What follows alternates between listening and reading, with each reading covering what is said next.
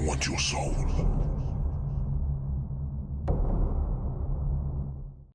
The clock stood in the hall, one of the truly magnificent pieces of the Walter family's estate. The clock was made of heavy mahogany and showcased a large mother-of-pearl face with hands of sculpted bronze. Each hour the tall clock rumbled in the hall, resolutely calling the hour and the passage of time. No one knew who originally designed the clock. Some in the family claimed it was made by an Austrian watchmaker by special commission. Others said it was given to the family many generations back as payment for some debt. No one knew for sure, but it mattered little. The general consensus was the same. Although the clock was magnificent, there was something oddly sinister about it. It was a hard thing to explain, really. It wasn't that the clock was ugly. It was indeed quite the opposite. It was heavily decorated with carved cherubs and shined glossily. The face radiated pink, blue, and ivory in the sun, while the heavy bronze hands moved about elegantly.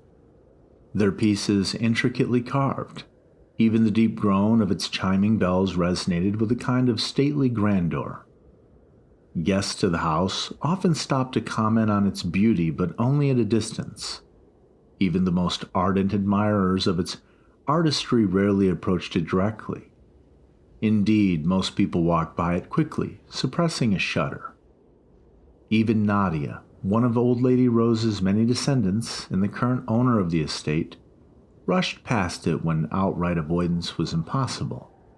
In fact, the only person who seemed able to maintain her nerve in the face of the clock's strange atmosphere was Nadia's youngest daughter, Elizabeth. At 13 years old, Elizabeth was the quintessential misfit. She preferred books to play, fighters to dolls, and twilight to midday. Although she was both pale and blonde in appearance, she was a dark spirit drawn to all things evil. However, even she was not totally immune to the influence of the clock. She'd never mentioned it to anyone, but she'd always felt oddly drawn to the elegant timepiece. Sometimes, as she made her way down the mahogany-paneled hallway, she felt as though it were actually calling to her. She found this somewhat unsettling, but also intriguing. She'd approach the wooden monolith with an odd mixture of curiosity and trepidation. Then she'd stare it down as though she were challenging it to a duel. Sometimes Nadia would catch her daughter in the act, her back rigid, her violet eyes peering into the clock's iridescent face the way one might stare down an adversary. Nadia was never quite sure what to make of it. "What on earth are you doing, my dear?" her mother would ask. "The clock. It watches me," is all Elizabeth would say. Nadia was always left standing awkwardly in the shadowy hall. After her daughter had gone, she would approach the clock gingerly, trying to feel what Elizabeth had felt. But she could never feel anything but the vague uneasiness of its presence. Things took an odd turn when suddenly the nightmares began. Each night at 3 o'clock in the morning, Elizabeth would awaken, screaming. It was a blood-curdling scream, the kind that caused one to freeze upright in bed, unable to move. The servants of the house inevitably rushed in to assist her. They always found her in the same posture, in a tight ball under the covers, her face on her knees. When they finally did take the sheets off of her, she always seemed oddly surprised, as though she'd been set free from a terrible trap. Then she'd roll over and go right back to sleep as though nothing at all had ever even happened. And this went on for 40 nights. Various attempts were made to explain the sudden appearance of the nightmares, but no solution could be found. When questioned by doctors or Nadia, Elizabeth would never really be able to recall what had happened to cause her screams, but she felt vaguely that it was somehow connected with the front hall and the clock. After 2 weeks of disturbed sleep, Nadia became desperate. The staff of the estate looked half dead, and she was at her wit's end. Everyone was exhausted. Determined to find a solution, Nadia decided that since Elizabeth seemed bothered by the clock, perhaps she would try having it removed from the home for a while. She called some friends at the local antiques dealership and asked them if they would be willing to keep the clock for a little while, and they reluctantly agreed. After all, who would want to take on the protection of such an expensive antique heirloom? Removing the clock was a massive undertaking, but in the end, Nadia was glad she'd gone through with the operation. Almost immediately, the screaming with Elizabeth stopped. Elizabeth slept soundly for another 40 nights. After a few weeks of peace, Nadia was on the verge of declaring the whole experiment a rousing success. However, she soon discovered that she need not to have been so bold. On the 14th night, instead of screaming, Elizabeth rose at precisely 3 a.m.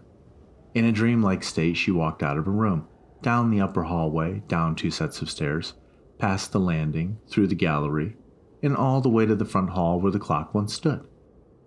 There, she stood absolutely still for about 10 minutes, and then, as if someone had snapped his fingers, she'd awakened, startled and confused. This was all discovered through pure chance. A servant of the estate had risen to get a glass of water because she couldn't sleep, and when she entered the front hall, she saw Elizabeth standing there in her nightdress. Then, while she watched, Elizabeth seemed to stir and look around. It was clear that the girl had no idea why she was in the front hall to begin with. In the following evening, the same set of events transpired again, and this went on for another 2 weeks, and that's when Elizabeth began to see the other girl. At first she was a small, clear light, strangely foggy and murky. However, as time passed, she became more and more distinct. The first time it happened, Elizabeth didn't know whether she should stay and observe the strange apparition or run screaming from the hall in terror. She chose the former, much to the relief of the rest of the household. This went on for some time, walking, waking, and seeing of the bizarre. However, it was tolerated because Elizabeth didn't seem to mind it, and neither did anyone else. No one was being awakened at 3 a.m., and no one's sleep was being disturbed, and Elizabeth rarely spoke of it. Over time, a sort of routine developed. The only thing that seemed to change was Elizabeth's location. Sometimes she was directly across from the clock, and other nights she was kitty-corner from it. Sometimes she was down the hall farther. It became a bit of a game among the servants to bet on where she would turn up from one night to the next. The servants of the estate started to determine whose sleep would be disturbed, because one of them would have to go get her, and in most cases the servant who won would have to rise at 3 a.m. and take a peek over the banister to see where she was, while letting the others rest. The following morning, whichever staff member that had the task of locating her in the night would report her location on the previous night and payouts would be made. One December night, Susan, the pantry maid, drew the shortest straw. However, her room was in a different part of the house than much of the serving staff because her room was located right next to the kitchen. And it is for this reason that when Susan came to the front hall, she was able to see not only Elizabeth, but also the ghost. Elizabeth had awakened several minutes before Susan's arrival and therefore had heard her coming. Elizabeth turned to look at Susan, but the maid seemed not to see Elizabeth at all. She was completely mesmerized by the shimmering light glowing softly at the base of the wall where the clock once stood. Elizabeth was completely unmoved by the sight of the ghost in the hall because she had seen it for weeks. Instead, she looked up at Susan and asked, "What are you doing up this late?" "Who is that?" pointed Susan, ignoring the question. "Well, that's the girl," Elizabeth answered quite naturally. "She comes to see me every night." "Does she always look like that?" Susan moved closer, calmed by Elizabeth's seemed indifference. She studied the strange apparition, unable to take her eyes from the figure of the ghostly little girl who sat with her face down and her knees drawn up. Yeah, she's always in that position. I don't know why," Elizabeth shrugged. "But she seems sad." "Does she ever move?" Susan asked and took another step forward. "Does she speak to you?" "No, I've never tried to speak to her. All I know is she doesn't move and she never looks at me." "I wonder if she'd speak to you if you addressed her. She must be here for some reason, mustn't she? I mean, you don't just camp out each night in a drafty hallway for no reason," Susan said. "Well, I don't know. It's not as though she can feel the chill," Elizabeth replied. "Elizabeth, you don't know what she feels, and it's strange that she's here." "Well, that's true, Susan, but neither do you." Yeah, well, that could be also true. A brief silence followed the two of them before she spoke. It is odd, though, that she's sitting there like that. Well, I feel like there's a reason for it, but I don't know what it is. Like she has something important to say, but she doesn't speak. I mean, I see her every night, and she just stands there. Why don't you try speaking to her? Susan suggested. Well, I'm not sure she'd speak if there's somebody else here. I'm not sure. Okay, well, maybe I'll go back to bed then, and you can try it, Susan whispered before attempting to tiptoe away. And just then, the glowing figure faded into brightness and disappeared. She's gone. Wait a minute, where did she go? Susan was surprised now. Yeah, she does that sometimes. She's only here for a short while, Elizabeth answered nonchalantly. I mean, I've often wondered why she suddenly started appearing to begin with. The clock was always there before, wasn't it? It's odd. I used to walk down this hallway after dark all the time, but I never saw her until recently, Elizabeth explained. Susan grew brave and moved closer to the wall. On a whim, she began running her hand through the air near the place where the spectral girl once sat. She glanced absently at Elizabeth and noted the girl's confused expression. Slightly ashamed, Susan began tapping on the wall instead. She wasn't even sure what she was looking for, really, except some clue as to where the ghost might have come from or where she might have gone. At one point, as she patted an area of the wall, she was startled by the strangely hollow sound that emanated from it. I wonder what that is, or what that could be. What do you mean? Elizabeth said, and she saw the look of wonder on Susan's face. Is there something there? I don't know, I'm not sure. Sounds hollow though, doesn't it? Susan then kneeled down to knock more aggressively. She started knocking on the wall where the ghost had just been and then moved down the hallway, rapping on the wall as she moved along. There was certainly no mistaking it now. The area behind the clock sounded different than the rest of the wall. It is hollow there, remarked Susan, walking back towards Elizabeth. Well, I wonder what that could mean, Elizabeth wondered aloud. There must be an empty space behind the wall, Susan suggested. Maybe the little ghost is guarding something. Maybe there's a treasure. Or maybe a grave, Elizabeth countered. Why must you always be so morbid, Elizabeth? That's just as likely as a treasure. Well, who'd bury someone in a wall? Right.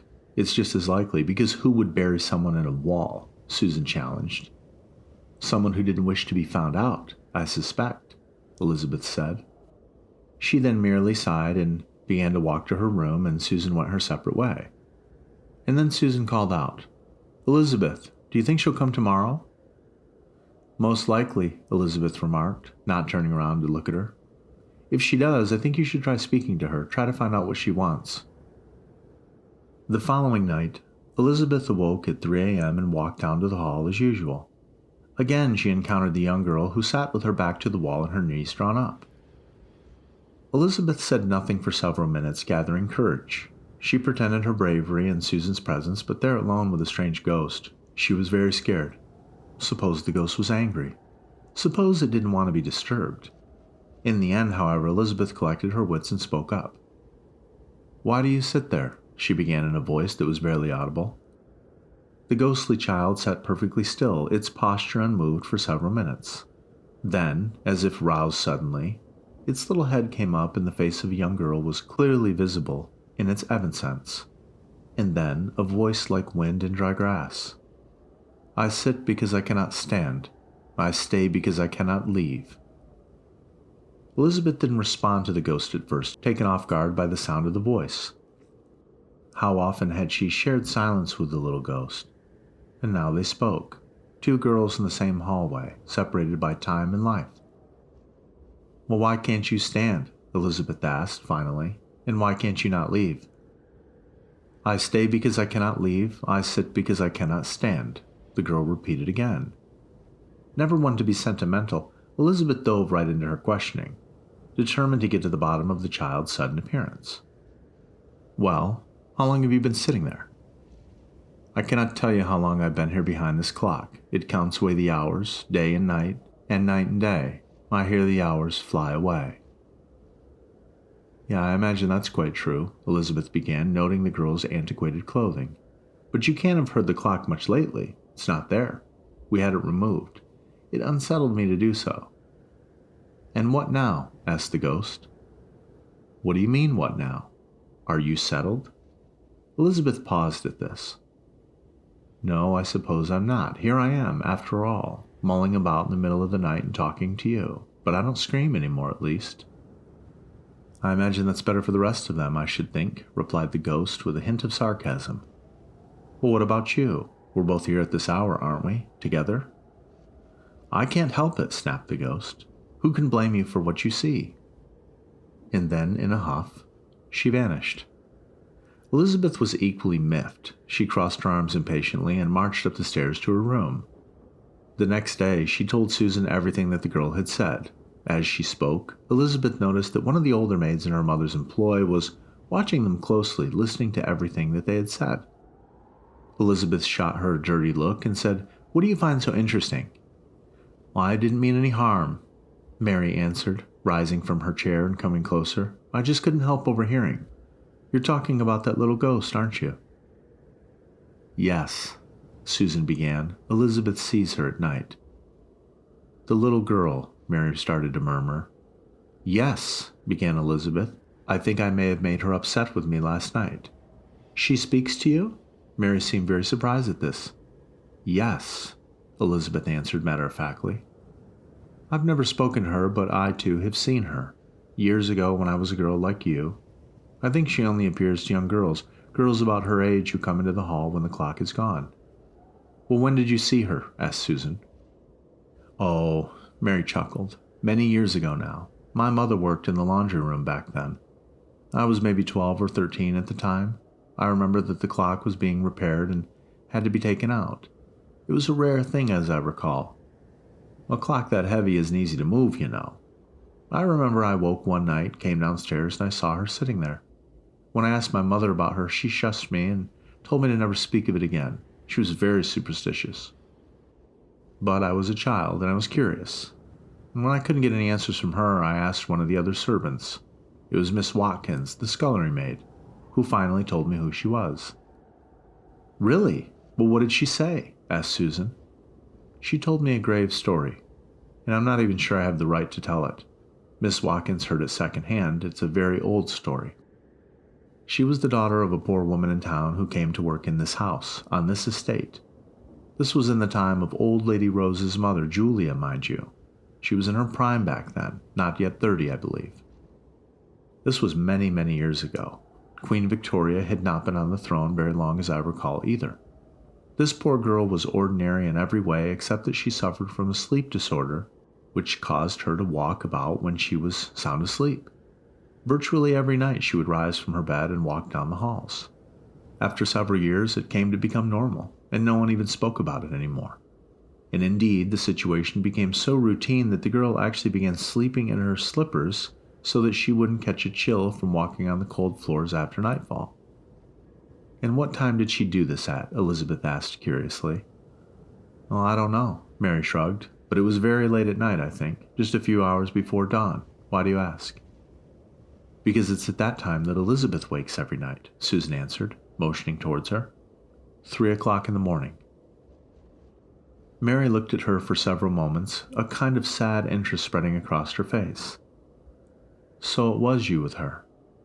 She rose and no one paid much attention to it, but it became routine, the way anything will, given enough time. The situation was never cause for alarm because everyone in the house knew about her condition. However, things turned tragic one winter's night.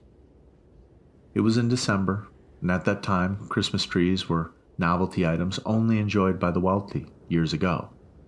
They were, therefore, displayed in places of great prominence, and that is why the front hall was chosen. The location offered not only a wide open space for lights and decorations, but also in close proximity to the marble fireplace where the stockings were hung. On Christmas Eve of that year, some thieves broke in, most likely drawn by the prospect of holiday gifts waiting there. You can imagine their surprise when, in the midst of their crime, they noticed a young girl standing in the hallway. She couldn't see anything, of course. She was just standing there, asleep. But these thieves would have had no knowledge of her strange condition. They would have assumed that she would caught them in the act, stealing. No one is entirely sure what happened next, but it was widely suspected that they killed her. One of her slippers was actually found in the snow several miles from here. Some assumed that she was kidnapped, while others were sure that she'd been killed and the body disposed of somehow. Nobody ever seen her again. Not only did they take everything in the house, but they took the girl too. I'm not sure when the ghost first appeared, but it must have been several years later when the clock was removed from the front hall again. She's only visible when the clock is removed, you understand? It's said that she always appears in the place where the tragedy occurred. Oh God, that's terrible, murmured Susan. Why do you suppose she's always sitting with her head down? Asked Elizabeth. No one knows that either. She said that she could neither stand nor leave, stated Elizabeth. Well, is that what she told you? Mary said. Yeah, and she's repeated it several times. It is odd. Yeah, very strange. Clearly there's a mystery in all this. No one has known what happened to her for decades now. Elizabeth, you should try to speak with her. You should talk to her and ask her, what exactly is she still doing here? There's no other way. There's no other way to figure this out. Elizabeth nodded at Mary's suggestion, and that night, as before, Elizabeth woke up at 3 a.m. and walked down into the hall. The phantom girl sat there back against the wall just as she does every night. A soft white light emanated from her in the darkness. It was both comforting and eerie. Bravely, Elizabeth addressed her again. Why do you sit there? She asked. I sit because I cannot stand. I stay because I cannot leave, replied the ghost. Why are you not visible when the clock is in its proper place? The clock is more than just a clock. It hides the spot. A spot? What spot? A stain? The clock. You cannot see. It hides the place that hideth me. You're not making any sense at all. Elizabeth was now fuming with impatience. You speak in riddles. Please just speak to me. The clock. You cannot see. It hides the place that hideth me, the ghost repeated. Elizabeth then merely shook her head, confused. She paced the floor for several moments, trying to make sense of the ghost's riddles. In time, the apparition disappeared completely, and Elizabeth found herself alone in the hall once more. The next morning, she told Susan all that she'd heard. Susan considered the ghost's riddles, shaking her head frequently. And suddenly, her face went white. She sat forward in her chair, her hand covering her mouth. Oh my God, it can't be, she began. What? Elizabeth peered into the woman's face curiously. She said that the clock hides the place that hides her. But Mary said that the girl's slipper was found miles from here. But that was just her slipper. The girl isn't gone, don't you see? She's still here. No, you mean... Elizabeth then released the breath she had been holding. I mean the clock. It hides where she is. She looked Elizabeth in the eyes meaningfully. She's still in there, in the wall. Well, how could that have happened? Who could do such a thing? Elizabeth exploded now. And how would they get away with it? Realizing the rudeness of her next question, I mean, wouldn't it smell? Her body decaying? How was it not discovered? I don't know, Susan said, and she shook her head. She sat quite still for several moments before Susan seemed to come to life. She took Elizabeth's hands and looked into her face almost imploringly.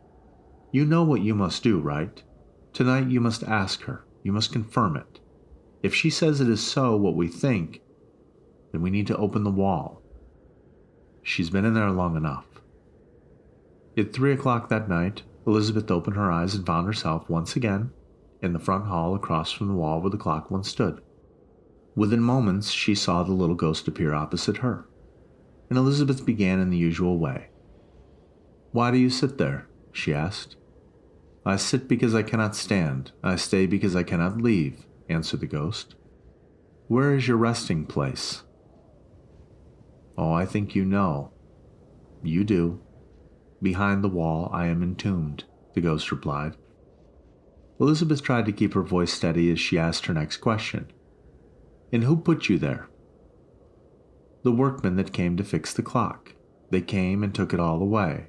They saw the wealth and began to plot. They planned to rob the house some way. Elizabeth snapped her fingers. It made perfect sense. She paced, speaking as she walked. Of course they did. They saw the house. They knew its layout. They planned to do it right before the clock came back. Grandma Julia would have insisted it be back in time for the holidays. Then they could reinstall the clock on the morning of Christmas Day, of course. They'd be eliminated as suspects. Who robs a house and then returns to it the next day? But what about the girl? They certainly weren't planning to murder, too. They didn't expect you, did they? That part wasn't planned. They didn't know about your sleepwalking, did they? The girl's face was turned downward once more. How did they hide you? Where are you at in the wall? She finally asked, almost fearful of the answer. The ghost looked up at this. They shared a long, even stare at each other. Their faces were similar, their ages close. They might have been friends, cousins, or sisters even. And finally the ghost answered. This house is old. It's not new. There is no wall but another room. You see me here, but not inside. Within, you'll find the place I hide. And then she vanished. Another room, murmured Elizabeth. It isn't a wall at all.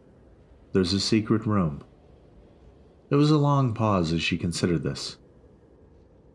How would they have known that there was a room behind the clock?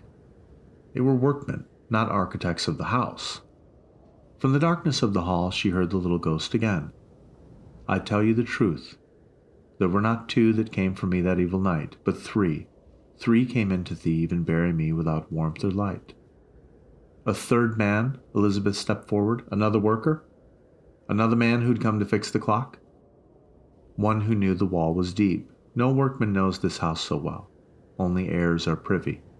It was by his hand I fell. Whose hand? Elizabeth demanded now. If it were a relative of mine, I have a right to know.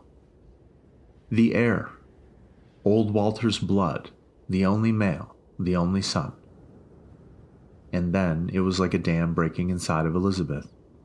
The old story. It all made sense, all of it. All of it going back to when she'd first heard about her grandmother's Uncle Colin. All of it coming back to her in the oddly vivid way that children recall the stories of long-dead relatives. She remembered Grandma Rose's references to Colin's quirks, his nervous twitches, his inability to relax, the number of brandies he'd drink in one sitting, his obsession with the clock remaining in its rightful place in the front hall, the way he'd become angry if anyone started snooping around the house. It all made sense now. And she also recalled the hushed talk about him, his gambling debts, his troubles with alcohol and women, the way he'd gone to ask for an advance on his inheritance all those years ago and his parents' refusal. She imagined him planning it all out, him deciding to call in the workmen, men he'd probably promised to cut a check to if all went according to plan, the room behind the clock chosen to hide all the goods, but one question remained. How would they retrieve the stolen items if the clock was back in its place? There's another way in, Elizabeth said out loud. There'd have to be another way in so that he could go in, get what they needed, and then get out again without raising suspicions. And people never look right under their noses. Never. That's why they never found the body. Elizabeth then walked some distance from the wall in her thoughts. But she stopped and turned back suddenly, walking quickly back towards it, and she put her hand on the wall again. Where are you? She asked in a shaky whisper. I can't help you get out if I don't know the way in. The way is here. Just here. A light appeared glowing softly on the wall just a few feet from where she stood. Just pull the latch and the way will be clear. She moved towards the light, allowing her fingers to roam along the grooves in the woodwork. Suddenly she felt it. There was a small latch invisible to the eye. Her first instinct was to pull on it to open the door, but being practical, she knew she must wait until sunrise. Otherwise she wouldn't be able to see anything, even with the ghost's glow. Wake me, will you? She asked the ghost. At daybreak. I can't see much tonight. In response, the light glowed more warmly for a moment and then went out. She noted the place on the wall. Then, moving into the front hall, she lay down on one of the several couches. Just as the sun peeked over the horizon, she awoke with a start. It was early morning, and no one was awake yet. She rubbed her eyes, rose, and walked toward the hall. She moved her hand along the wall again, searching for the lever that she'd found before. She fitted her fingers into the grooves of the wood where the light had shone softly for a few hours earlier. She fitted her fingers into the grooves of wood where the light had shone softly a few hours earlier. Then, suddenly, her fingers caught on what felt like a bent metal nail. She wiggled this, curiously, her thumb finally knocking it loose. There was a sigh of stale air and a creak of ancient hinges as the hidden door made itself known. She pulled forward on the wooden door, suddenly timid. It was very dark inside, but she knew she must enter, to see what she must see. But she hesitated, fearfully, at the edge of the dark mouth that yawned before her. "Do not fear." The ghost was now whispering to her reassuringly. "I am with you." A soft light radiated in the darkness, growing brighter by degrees. Slowly, Elizabeth entered the room. The air was sour, dank, stale, heavy. And she felt sick in her stomach, but she moved forward anyway. She had to. This girl, this ghost, was depending on her in some way. She moved further into the basement. She could see that this had once been a private parlor of some sort. There were no windows except in a small adjoining closet. There were plaster walls covered in fabric with wainscoting underneath. There were several small couches, a mahogany table, and a trunk pressed against one wall. Normally, an item like a trunk would have gone completely unnoticed. She would have scanned the room and made no note of such a thing at all, but there in the room, the trunk took on a dark, oddly sinister quality. The words of the little ghost echoed in her mind. "I sit because I cannot stand. I stay because I cannot leave." A key lay on top of the trunk. Elizabeth moved forward and took the key between her fingers. She contemplated its significance. What it could mean. A heavy, hitching emotion rose in her chest, and she found that she could hardly breathe now. She was keenly aware of the secrets of some of her family members. A tear stung her eye as she leaned down to put the key into the lock. She turned it roughly, pulling the rusted arm out of the sleeve. She was torn between two impulses: throw open the chest in one swift motion or run away. And she found that she could do neither. She was afraid to flee and afraid to look inside the trunk. She sat there on her knees for nearly a half an hour. Then, turning sideways, she allowed herself to fall limply against the wall. She ran her hand over the lid of the chest, trying to will herself into action. She must do this. She knew that her family and the servants of the estate would be downstairs soon, and what would they say if they saw her in there? She took a deep breath, gaining resolve, and then she took hold of the corner of the chest and pulled upward. She did not turn her head at first. She rose to her feet and took a step away from the chest before turning. Inside the chest, the girl's head was down, her face pressed against her knees. Her hair, once brown, had gone an ashy gray. Skeletal shoulders arched downward over bony legs covered in what remained of a dress. Elizabeth scanned the small body and noted that her feet were bare. Why had they removed her slippers? Elizabeth looked at her foot, pressed flat against the wall of the chest, and then she understood. The slippers might have allowed her to make noise. She could have kicked her slippered feet against the inside of the trunk and made just enough noise to alert someone outside of her presence there, which would only mean that she was buried alive. Horror slowly started to spread across Elizabeth's face. She looked at the horrid sight again. There were tethers inside the chest for securing items before travel. The men had used these tools to keep her largely immobile. Her mouth, all skeletal, was still gagged with the remains of a lump of cloth. Elizabeth then started murmuring out loud. She suffocated or starved, and all the while she could hear the passage of time, seated here behind the clock that counts the hours. That's what she said. How long did she wait here for the rescue that never came? She looked around the room, seeking the little ghost absently. How long did you wait? A week? 10 days? And then a click sounded behind her. An adjacent hallway was revealed, illuminated by the rosy glow of dawn's first light. It was lined with several old burlap sacks. Stepping forward, Elizabeth gingerly opened a sack a few inches. Inside the first bag there were several boxes wrapped in brown paper. The gifts. They must have hidden them in this hallway when they disposed of her. She looked over at the girl again sadly before speaking. They must have planned to hide them in there all along, but you changed things, didn't you? She spoke to the skeletal girl. They couldn't risk coming in here to get the gifts with you tied up in here, and later they wouldn't come in because they were too disturbed by the thought of what they'd done. But there still had to have been another doorway. If the clock was put back, they'd have had no way to access what they'd taken, dead girl or not. Elizabeth then began moving the burlap bags. She was sure the answer lay in the short hallway. And she found her answer in the far corner. There, she found a small doorknob hidden by some loose wall fabric. She walked closer and turned the handle slowly. The creaking door hinges grinded as the door opened by degrees. She couldn't believe her eyes. She recognized the table barring her exit almost immediately. She was in the parlor adjacent to the front hall.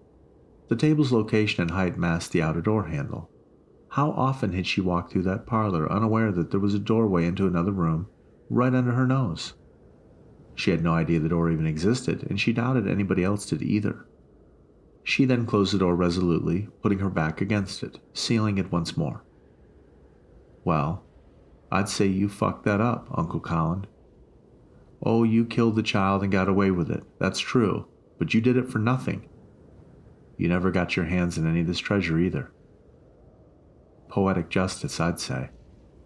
Elizabeth knew that she would tell Susan and all of the family when they woke. It would be soon, she was sure. Elizabeth then walked through the short hallway into the main part of the hidden room again. Out of habit, she looked around, finding a small clock lying face up on the table. She walked toward it, noting its cracked face. It must have been knocked down in a struggle, and the time on the cracked face read 3 o'clock. A great heaving rose in Elizabeth's chest as she gazed at the clock's face. So many years this girl was trapped in here, a member of my family, killed by another member of my family. These are our secrets. "But you're free now," she announced through tears. Elizabeth made her way toward the door and stepped out into the front hall again. She paused briefly, turning one last time. "You need not sit, for you can stand. You need not stay, you can leave." Then, smiling, she turned on her heel and went to wake Susan and the others. Elizabeth couldn't be sure, but she thought she heard the jingle of laughter as she made her way up the stairs. The morning sun made its way through the curtains as winter dawn came on fully. It was time to alert the others and make things right.